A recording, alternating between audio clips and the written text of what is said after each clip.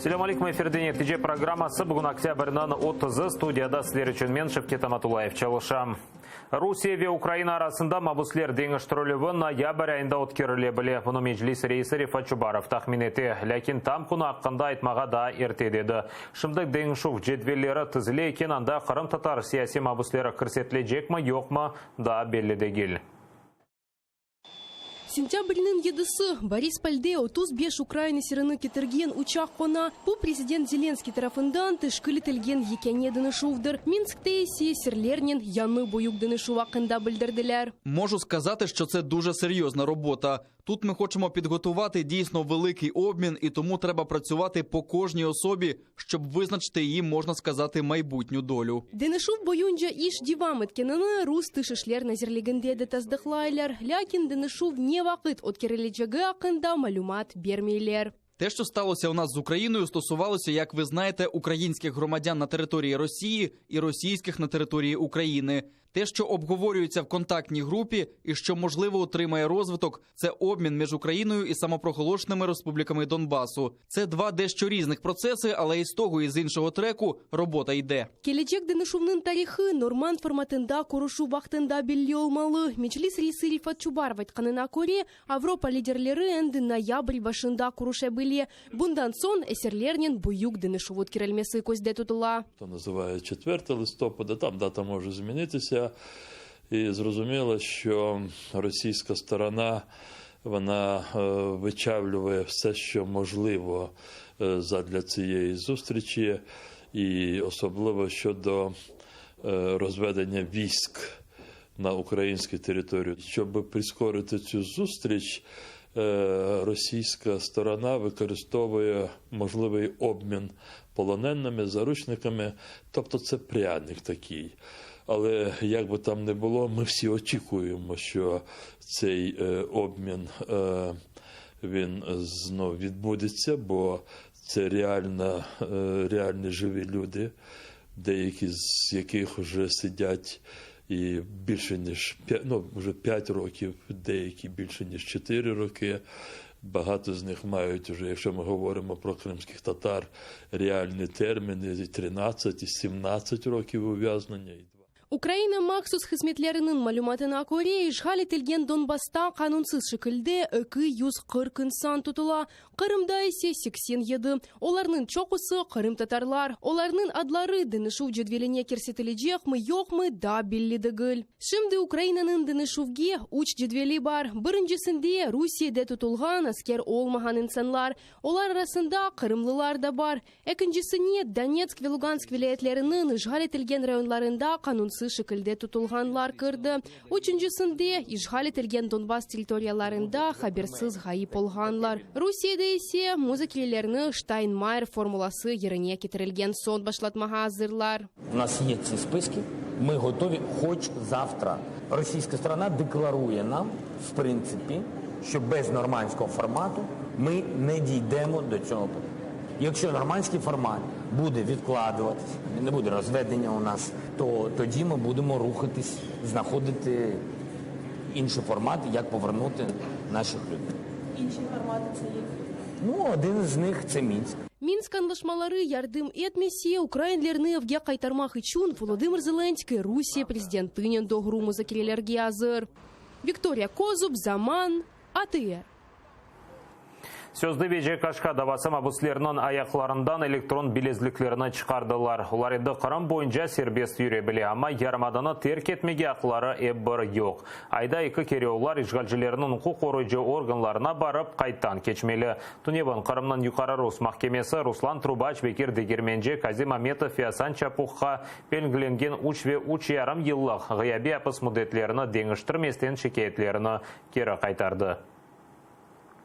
Қырымда миллетлер ара вес сұрғын олынған халықлар комитетінің yolbaşçысы Ленур Абдураманов вазифесінден бошатылды. Мескур қарарына Қырымның işgalciler yolbaşçысы Сергей Аксенов айдынлатты. Весиқаға көре контракт мұддеті біткені үшін ой іштен бошатылған.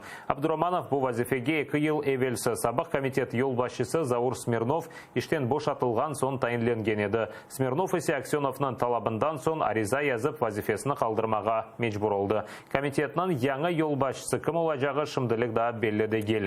Қырымда олған дегер вақиялар есе невбеті келефқамызда тариф етілі. Халықларының приобилешті. Октябрьнын башындан 200-ден зияда Қырымлы ишгалчилер ордусына алынды. Бутун Қырымдан генчлерні автобусларнен Ақмезжит янындаки Сарабузнын учақ аланына кетерділер. Анда оларға яқынларынен сақлықлашмаға вақыт айырып, сон нақлият учағынен Краснодарға йолладылар. Анда есе оларны ишгалчи флот яда авиацияда хызмет етмек үшін йолайджақлар. Ишгалчи девлет ордусына чағырув халқара оқуғынын бұзолу выдыр. Ләкин ишгал девамында аман-аман 19 бин Қырымлы ишгалчи селялы куветлерден кечті. Советлер вақтына қайтув, ишгал етілген ақярда балаларны комсомолға алдылар. Ерлі коммунистлер шер мерkezінде митинг кечірі посмүрлерге комсомол ишаретлері ве билетлеріні берді. Бұ тедбир коммунистик байрақларынен ве үкінжі жанчынкы медаллерінен бала қаравулы озғарды.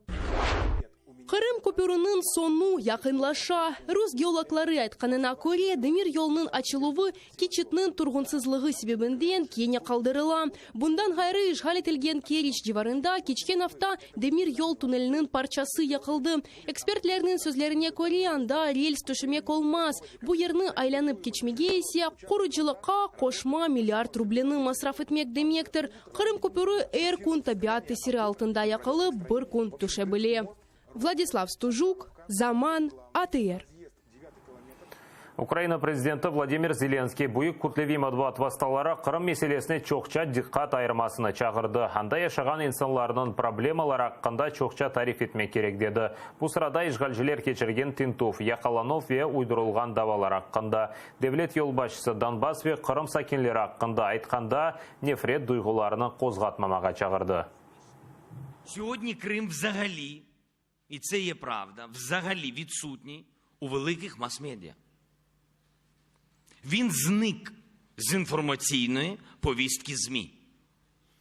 Згадки про людей на підконтрольному Донбасі так чи інакше пов'язані тільки з війною, що ставить на них негативне клеймо.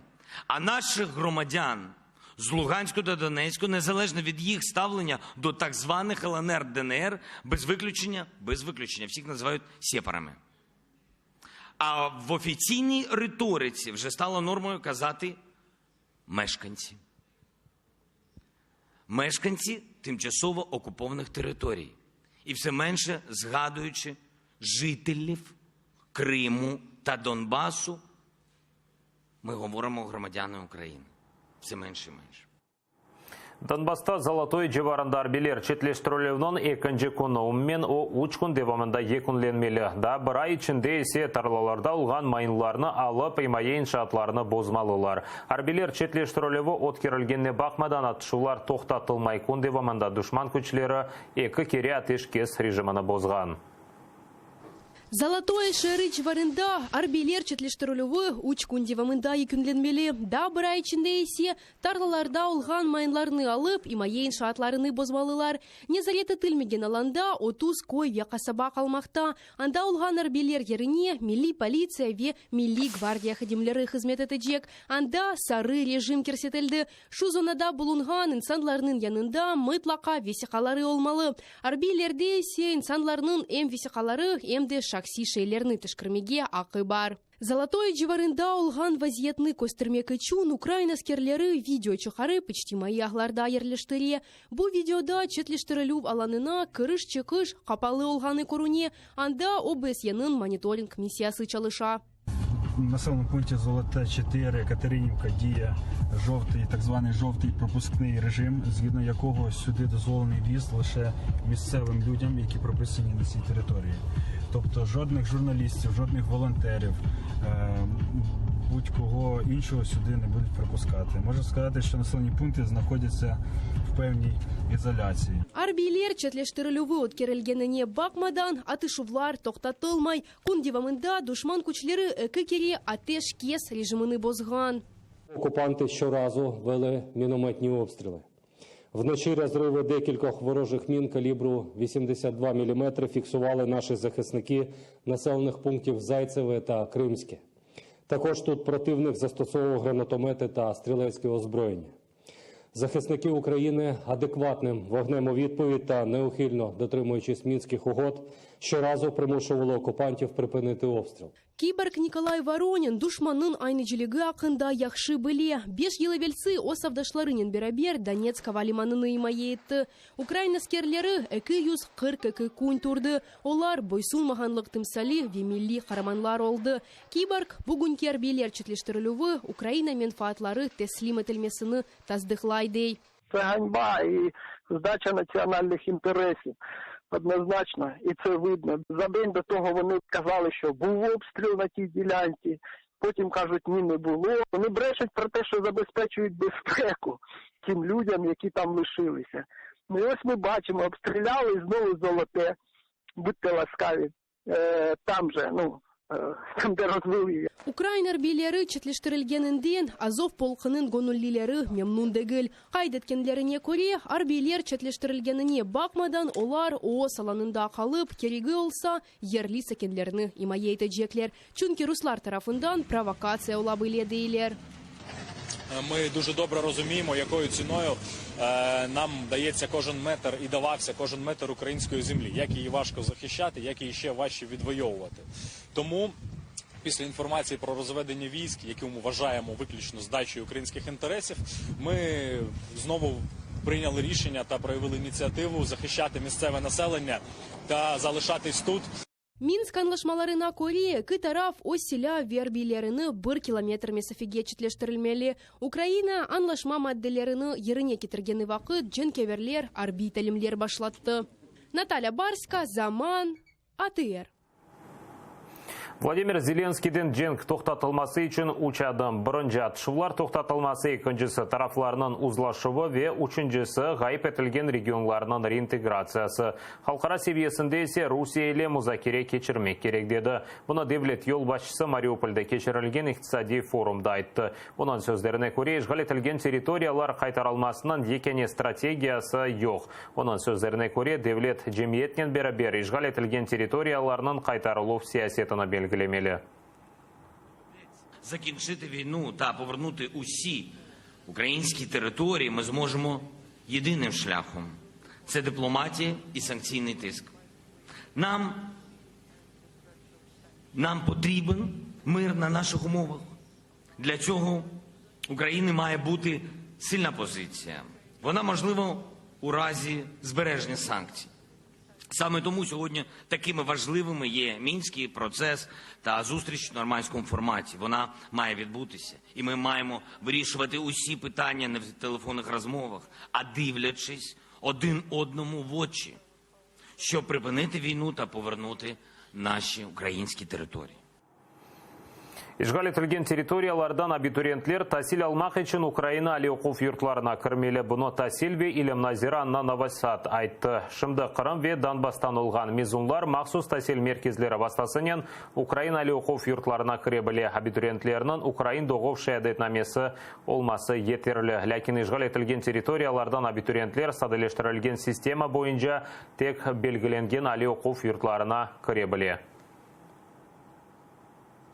5 років ми надаємо цим вступникам з непідконтрольних територій із Донбасу і Криму доступ лише до обмеженого переліку закладів вищої освіти. Ті, хто вступають з Криму, мають доступ на такому поясі південному, до закладів вищої освіти в Миколаєві, Херсоні, інших південних областях. А ті, хто вступають з окупованого Донбасу, вступають за цією спрощеною процедурою лише до переміщених університетів. І ми маємо переосмислити доступ для цих абітурієнтів.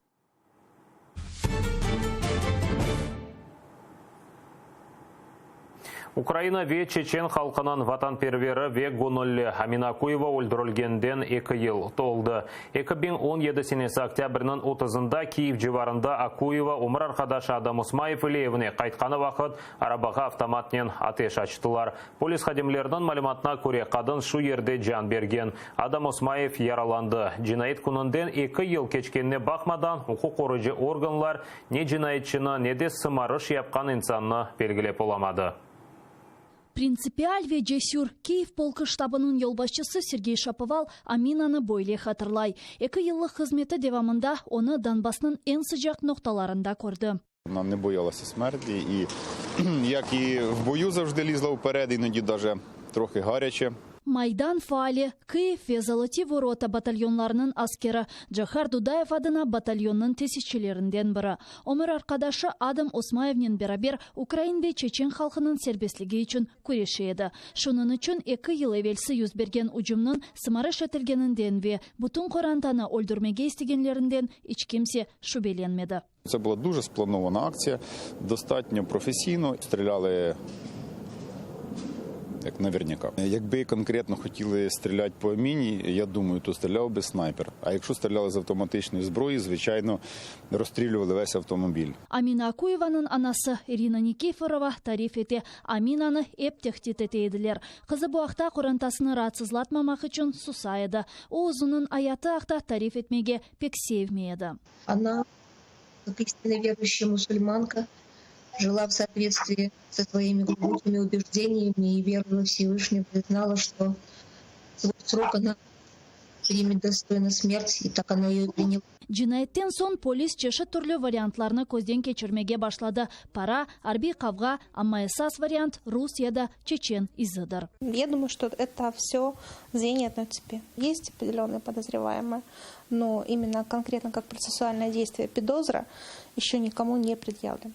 Уджум сырасында аятта қалған Адам Осмаев тақиқатқа пек ишанмай, onun үшін затен bu cinayetni kim сымарыш еткені белледір. Я считаю, что это все с России идет, и заказчики, и исполнители, поэтому мы так как бы свое уже ведем расследование в этом деле. Да, и будем надеяться, что всех найдем, и они будут привлечены к ответственности. Полис көветчілері даванын ағыр олғаныны ве яқын заманда чезілмейжегіні ең баштан айтмаға башлады.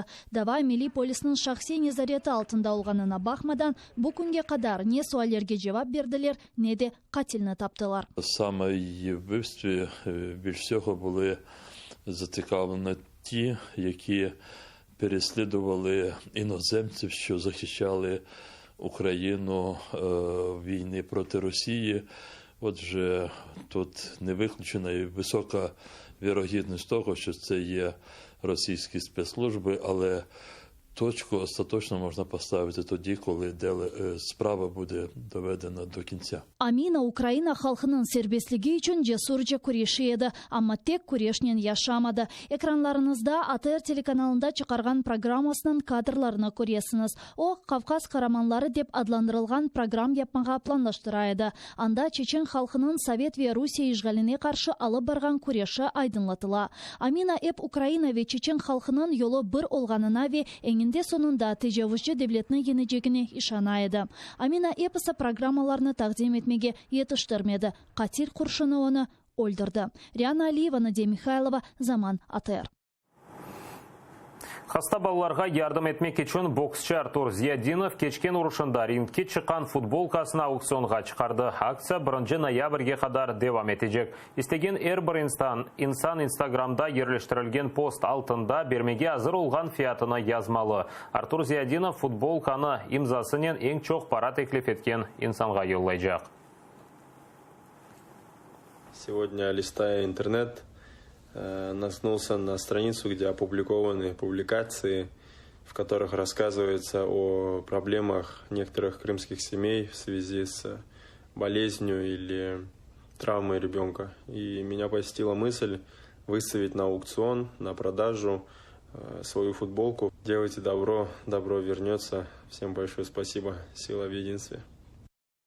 Будақада нетиже программасы сонына етті епіңізге қайырлы ақшамлар тілейім. ATR-ден есе айырылмаңыз көрішкенже.